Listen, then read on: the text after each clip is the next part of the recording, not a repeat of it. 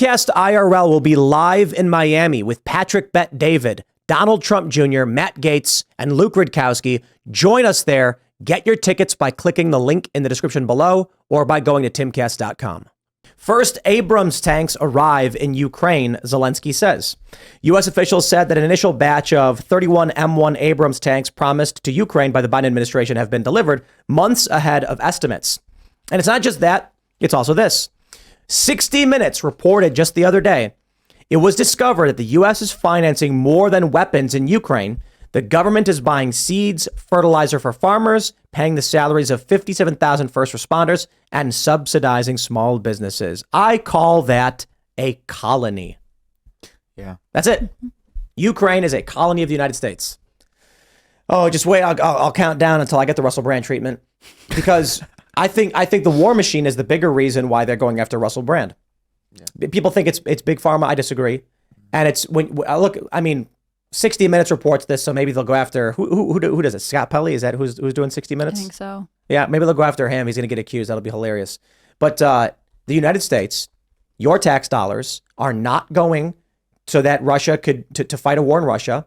Your tax dollars are propping up small businesses in Ukraine. Now ask yourself, why is CBS News reporting this? Ukraine is a colony of the United States, which means we pay for their public, their civilian public infrastructure, first responders. It means we subsidize their small businesses, and it means we cover the cost of defense. That's an American colony as far as I'm concerned. Or call it NATO, whatever you want. But the U.S. is what's paying for all this. Yeah, I'm surprised that this is actually being reported, because I'm sure this has been going on for the entire time we've been sending them money. We've sent them, I think, $113 billion. There's no way people genuinely thought that was all going to a war effort. Yeah, I mean, it's funny how they support small businesses when they're in Ukraine, but not in the U.S., you know? That's the point. I mean, the U.S. is in decay. Mm-hmm. We've got crime running rampant, but geez. Yeah, it's frustrating, isn't it? I mean, and now we're supposed to go to the polls, right? I mean, we were saying people just become crazy during election years, but how could you not when you know that you suffered after everything that happened during COVID, the economic turmoil that small businesses, small communities felt because of this, to know that this is how Joe Biden decided to spend your tax dollars. It can't feel like anything but a slap in the face. Worse than that. So how many people lost their businesses? How many people had to shut down their stores and go get a job at Walmart? And then you find out that all of your hard work and the money they took from you is propping up a small business in Ukraine. Mm-hmm. That's more than a slap in the face. That's sedition. I mean, that is. You know, you can argue it's not really treason, because treason has specific parameters, but it is something for the government to take money and resources from Americans and who are suffering and their businesses are shutting down, and send all of that over to Ukraine for what? It's a complete lack of loyalty to the American people of any part of the country. It's an occupation of the American people and an extraction of their resources to fund other countries. Yeah. It's like mercantilism in the reverse. We're just giving to the colony. Or we have an occupying political force in the United States that's extracting as much as possible before it implodes. Yeah. Yeah. I mean, this is one of the reasons that I'd love to see a Democratic presidential debate, because I'd love to see Joe Biden, number one, have to talk publicly at all, but also have to answer questions about things like this. Because so far, as long as the Democratic Party can keep it in the background, and, you know, certain fractions of the media will talk about it, certain people will talk about it, but ultimately the average voter should see the dollar amount of what is being sent abroad and where it is going. Because it's not the story of just we're helping poor Ukraine that's being bullied by Russia. There is a much bigger cost, and ultimately the Biden administration is going to pretend that that's not happening for as long as possible, as will the Democratic Party as a whole. I think the Republicans need to talk about this on the debate stage as well, because I'm not convinced that if another Republican not named Donald Trump gets in there, they're going to stop funding. I think it would just continue. Yeah, I wouldn't be surprised. I think if it's Vivek, you'll see the funding stop. But Nikki Haley is the inverse. She's screaming with blood spraying from her mouth that she wants to blow up children in foreign countries. I despise that woman, by the way. These people are all warmongers. They can't give a rational, reasonable justification for what they do, what they want, what they're funding. They just lie. I think, was it Nikki Haley who lied and said that Putin said Poland's next or something like that? Yeah, I think she was the start of that. During the lesser known Republican debates, something like that. And you've got anti-war left and right being like, what is wrong with these people? Their brains are not right. there is something wrong. You want to make an argument for intervention in war, you can make the argument. You can talk about Russia aligning with China. The U.S. is trying to defend Ukraine and stop Russia from gaining more resources in Eastern Europe and expanding their economic stranglehold in the region. As they team up with Russia, it creates a very big threat. So the U.S. is trying to push back. I know all that stuff. I've heard all the arguments, but that's not the arguments they make. So long as they want to keep lying about what they're doing, then so be it. They deserve to lose. Yeah. But will they actually? Lose? I mean, They've lost. Yeah. We had that one report, Adrian Norman wrote for Timcast.com.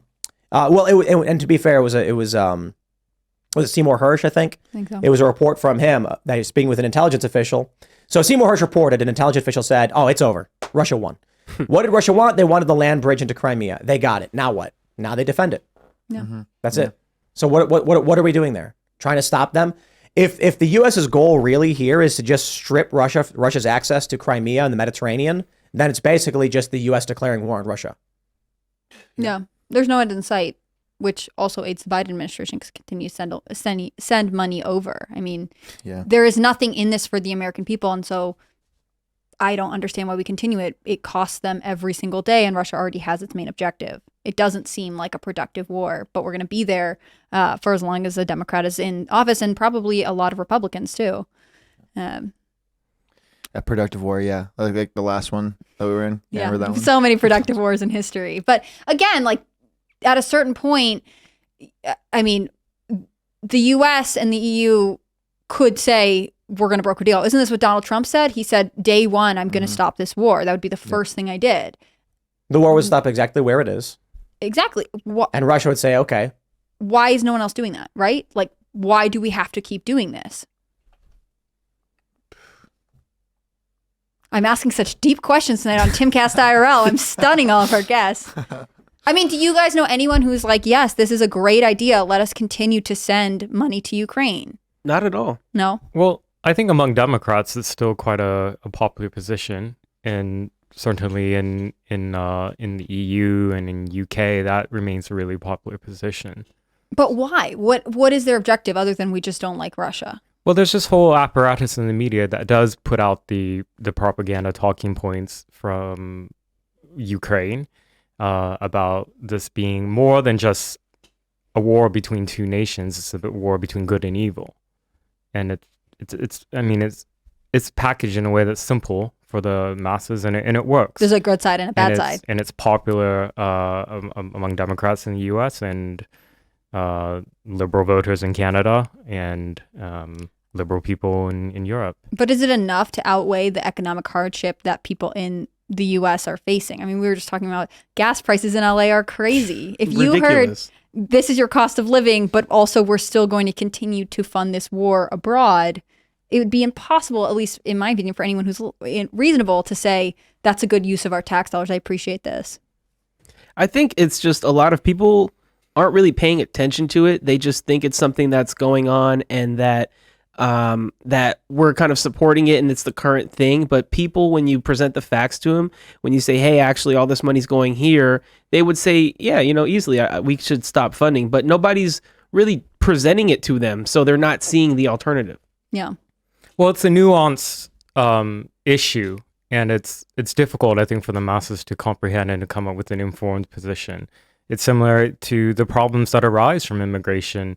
We know what it does on the labor market, what it does, how it makes housing crisis worse. But people, by and large, in urban areas don't really push back on the policies of sanctuary cities or U.S. immigration policy. In fact, in these areas, they're the loudest in saying, well, have them come in. They want the cake and to eat it too, and they don't realize that the balancing the books actually in the end doesn't really work, and you're going to suffer one way or the other.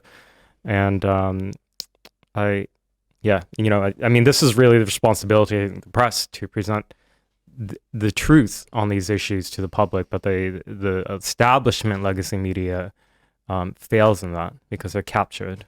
Could you think the legacy media would ever go back to having a standard for truth, or do you think it's a lost cause? The journalism programs at the universities that lead to people going into New York Times and Washington Post and other places, it's all, I mean, these programs have long been captured. I I don't really know how you can at this point do much. So what's the future of legacy media in your opinion? Gosh. I don't know. What I would like to see happen is independent and conservative media having more support from philanthropists, for one. I mean, it's really hard to get independent media well funded. You know, writers need to be paid, reporters need salaries, and it's a lot of work. It's a lot of money to get that type of stuff going, and we just have to build up these different institutions. I guess, you know, I mean, it's a cliche what I'm saying, but really it's so important. And I think what causes a lot of conservative or independent media to go under is ultimately it's just the funding's not there.